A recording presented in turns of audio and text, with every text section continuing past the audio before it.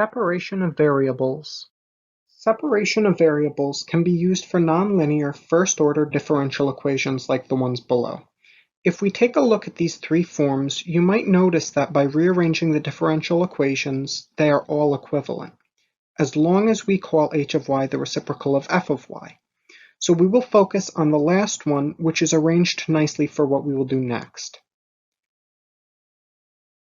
And we're also going to let y equal y of x. Now, integrate both sides, and we can do a u substitution here where we let u equal y of x. Now differentiate u, which gives us du equals y prime of x dx. Now remember, y prime is dy dx, just rewritten using Lagrange's notation. So we replace y prime of x with dy dx. Notice that we have dy dx or y prime in our differential equation. We can replace dy dx times dx with du. But recall that u equals y of x, so we can replace u and du with y and dy respectively.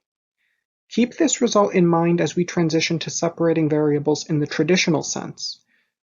Going back to the original differential equation, we are going to abuse Leibniz notation by treating dy dx as a quotient. When we do this, we can simply multiply both sides by dx and integrate.